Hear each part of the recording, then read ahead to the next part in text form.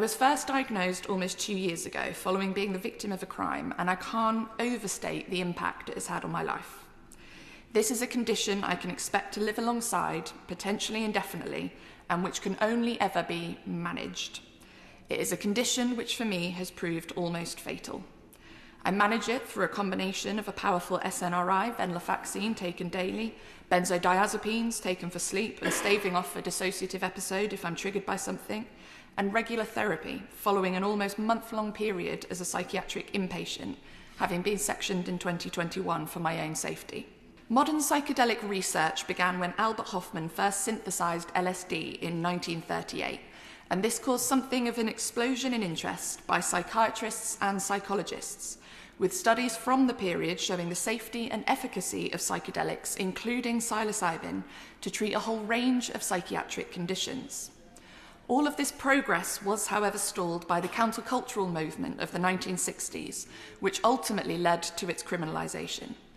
Since then, we have been in a stasis until in recent years, something of a psychedelic renaissance among researchers has been taking place. And so to today. There are serious and considerable barriers to legitimate research associated with Schedule I regulations. While current legislation does not preclude scientific research with these drugs, it does make them significantly more difficult, time-consuming, and costly to study. And I want to share with the House just one example of this from a psychology PhD student called Rudy, whose thesis is investigating psychopharmaceutical treatments for addiction, a noble avenue of study, I'm sure we would all agree. Rudy was first motivated to undertake this research after reading incredible findings that psilocybin administration was associated with sustained nicotine cessation in humans. 80% of participants were abstinent after 6 months. And Rudy wanted to see if these results could be replicated to treat other addiction disorders. However, this was where he ran into problems due to the Schedule I status of psilocybin. He said, and I quote, "In order to undertake my research, I would have had to have spent upwards of £20,000 applying for Home Office Schedule I licenses and retrofitting my laboratory to the correct security standards. Meanwhile, I can work with heroin, cocaine, and methamphetamine with no qualms. In light of this, I've had to modify my experiment to instead investigate the effects of ketamine. I find it shocking that this government is willing to throw life science research under the bus and push life sciences out of this country with an outdated and downright illegitimate understanding of the medical benefits psilocybin can provide. Please do what you can to fix this." Now, this is just one example, but at a recent seminar at the Royal Society of Chemistry with some of the country's most eminent neuroscientists, psychopharmacologists, and psychiatrists, I spoke to countless researchers who have run into the same issues, making their research either needlessly more expensive or so prohibitively difficult to do that it has had to be abandoned. There is a huge credibility gap between psychiatry and politics for this reason. They can't understand why at a time when we claim that we're listening to experts in the field of health, and when this country is facing a mental health crisis, that we are satisfied with doing nothing in Westminster on this issue. Why do we set up expert bodies and not listen to them? It's dangerous, immoral, and unethical, and it's frankly offensive to both psychiatrists and their patients that we seem to think as politicians that we know better because of some moral panic 50 years ago. Multi-criteria decision analysis shows the comparative harms of various different kinds of drugs. Psilocybin is physiologically non-toxic and consistently found to be one of the safest controlled drugs, with the broader category of psychedelic compounds it falls into considered relatively safe physiologically and not drugs of dependence. The idea that psychedelics, including psilocybin, are dangerous is a myth created and perpetuated to justify keeping them illegal. Psychiatrists tell me that that psychedelics are the best clinical tool, the best bit of psychiatric equipment that they have, altering states of consciousness to allow for deeper processing and exploration of trauma, and opening a therapeutic window where treatments can work, versus suboptimal treatments with maintenance medications and substandard psychotherapies. And so to patients. There is not a single other field where we would accept a 90% failure rate as being acceptable. And yet in mental health treatment, this is where we are at. There are a number of mental health conditions, including things like borderline personality disorder, that we seem to be satisfied with having no proper treatments or cures for. Psilocybin has been shown in numerous studies globally to have a profound and lasting effect over placebos for a range of different mental health conditions, including treatment-resistant depression, post-traumatic stress disorder, anorexia nervosa, and addiction. I want to talk first about one of those conditions, PTSD. I've referred previously to living with PTSD, and this is where my interest in the potential promise of psilocybin as a treatment first began, so consider this a declaration of interest. I was first diagnosed almost 2 years ago following being the victim of a crime, and I can't overstate the impact it has had on my life. This is a condition I can expect to live alongside, potentially indefinitely, and which can only ever be managed. It is a condition which for me has proved almost fatal. I manage it through a combination of a powerful SNRI, venlafaxine, taken daily, benzodiazepines taken for sleep and staving off a dissociative episode if I'm triggered by something, and regular therapy following an almost month-long period as a psychiatric inpatient, having been sectioned in 2021 for my own safety. I'm not telling the House this for sympathy, but because I hope my experience can be illustrative of just how debilitating a condition like this is. All of us will know that being an MP can be a difficult job at the best of times, but consider for a moment what it's like living with a condition like PTSD and the myriad of subtle and unsubtle ways my body lets me down. Having to put my best face on and go into a meeting after a panic attack, having the energy to make it through our long working hours after a virtually sleepless night plagued by night terrors, where I try to fight my attacker off me and wake up covered in bruises. Seeing someone who looks like my attacker on a tube platform and feeling a terror so acute that I want to jump in front of the oncoming train to make it stop.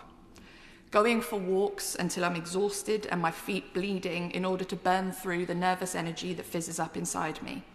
Finding myself in dangerous situations and being more vulnerable as a result. A car going past and playing the song that was playing when my PTSD began and vomiting. Dissociating and losing time. Being angry, messy, erratic, crying at everything and nothing, and being snappy with my loved ones. Becoming convinced that ending my own life would be a kindness to all those who have had to deal with me throughout the worst period of it, from my staff to my family. Even at its best, it is a living hell. There is nothing I wouldn't give, nothing I wouldn't do to go back to who I was before my diagnosis. My experience is not unique. This is the reality of living with a serious mental health condition. I'm making it through as best I can because of the love and support of friends, colleagues, and psychiatric intervention. But I know that just as I'm a million miles better than I have been, and there are many more good days than bad these days, that I could easily relapse tomorrow because of something I can't plan for nor prevent. I'm hopeful that this sort of treatment may offer a light at the end of a very dark tunnel and finally give me my life back. The evidence shows that psilocybin, as with other psychedelics, can be such an effective treatment for PTSD that following a successful course of psychedelic-assisted therapy, many patients no longer fulfill the diagnostic criteria anymore. They are all but cured. But it is this Home Office and a scheduling policy that, against all the evidence, says this is not allowed, which is stopping that. It feels like institutional cruelty to condemn us to our misery when there are proven safe and effective treatment options if the government would only let us access them. And just as this is one story, my own experience, consider the millions of people in this country and around the world who will be living with the same with no hope that things can or will ever get better. Depression is one of the most socially, medically, and economically burdensome diseases of the modern world. It is the single largest cause of global disability and leading contributor to suicide. An average of 18 people take their own lives every day. Up to 1/3 of people with depression do not respond to multiple courses of medication. An estimated 1.2 million adults in the UK living with treatment-resistant depression. The direct treatment and unemployment costs to the UK associated with depression in 2020 have been estimated at £10 billion. The human and economic burden of this condition is profound, and there are clear benefits in supporting the development of therapies that may be effective where all other treatments have failed. Mental health costs the UK £117.9 billion a year, around 5% of GDP, And yet this is not nearly enough money to address our current crisis, and waiting lists often years long for specialist treatment. There is both a moral and economic imperative for the government to act. We are being left behind as a nation. Some US states have legalised the use of psilocybin in mental health treatment. In 2018, it was granted breakthrough therapy status for depression by the United States Food and Drug Administration, expediting the research and approval process, with expected approval by the FDA in 2024.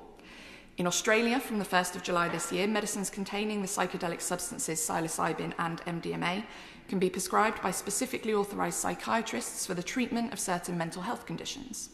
In Canada, healthcare practitioners may be able to access psilocybin for emergency treatment under a special access programme where a clinical trial is not available or suitable. We have charitable organisations in this country like Heroic Hearts who take veterans abroad to be able to access treatment they should be able to get in this country on our NHS. We have scientists, including the brilliant Dr. Ben Sessa, leaving the country in order to pursue research and treatment abroad. This is utterly, utterly shameful. And the real-world data from these countries will only make the case for change in the UK even less justifiable to continue to avoid. This motion would make no difference to the laws around recreational use or supply of psilocybin or magic mushrooms. Further, there's no evidence of diversion of Schedule II substances from clinical research. Use of psilocybin containing mushrooms is low, and there's no evidence of users developing a dependency. And as psilocybin mushrooms grow wild throughout the United Kingdom, psilocybin does not represent an opportunity for profit-motivated gangs and criminal individuals. These proposals do not risk increasing drug-related harms, but will allow us to assess and access the benefits of psilocybin as a substance. Of all of the psychedelic compounds which show promise in this area, with psilocybin having the lowest risk profile across all metrics, there is little reason not to reschedule it, but plenty of reasons to make the change as soon as possible. The overwhelming scientific consensus is that psilocybin does not pose a major risk to the individual, public health, or to social order. Its Schedule I designation is not morally, medically, or economically appropriate.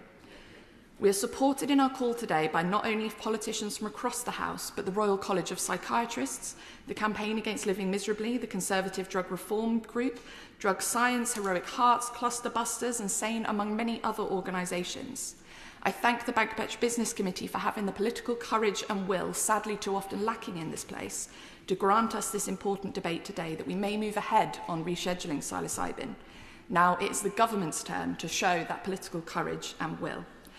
Madam Deputy Speaker, psilocybin's current status as a Schedule I drug is incommensurate with the evidence of its harm and utility, and I beg the government to support our motion and to finally right the historic wrong of its schedule. Thank you. I think the whole House will wish to commend the Honourable Lady on her courage in bringing this matter forward to the House and the way in which she has put her case this afternoon.